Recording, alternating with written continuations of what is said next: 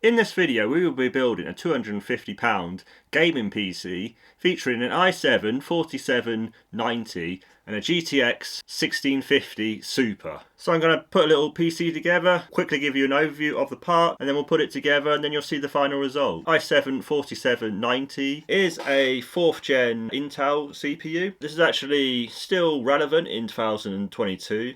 It's not like high end, and obviously if you are going to have like a RTX 3070, obviously that's going to be total bottleneck for that. Our GTX 1650 Super should be okay with the CPU still.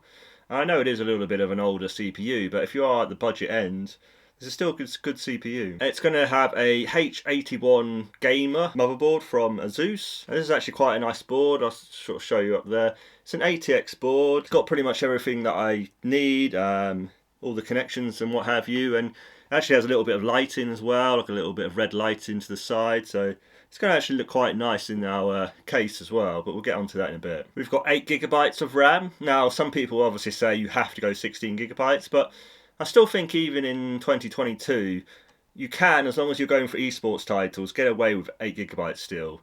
Obviously things like Fortnite, your Rocket League, and obviously your CSGO are really what's this sort of PC is going to be aimed at. Got a Silverstone cooler on. That should be enough for this processor. There's not really too much to say about that, but it's okay. It's going to be better than the stock cooler at least anyway. We're going to have a 500GB SSD. Pretty standard. This is pretty cheap, but it is what it is. Obviously our 1650 Super. It's just the one fan version, so quite a small card, but it's going to get the job done obviously. This is still a decent gaming card actually for a budget 1080p system. 1650 Super is still not bad. And then obviously our power supply will be a CX450M from Corsair. This is going to be enough for what we need. Power wise, it's going to be a little bit pushing it, but it's going to be fine. The 1650 Super does need a 450 watt power supply, so it will be okay. It's a little bit on the edge. I would probably like a 500, but it's okay for what it is, and it was very cheap, this power supply, so I'm happy with it. And then lastly our case is the Corsair 220T.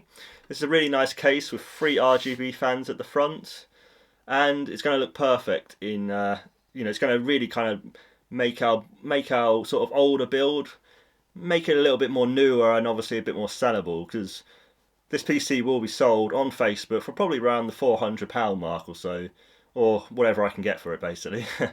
Yeah. So I think I've talked over the parts enough, and let's just get into building. Let's go.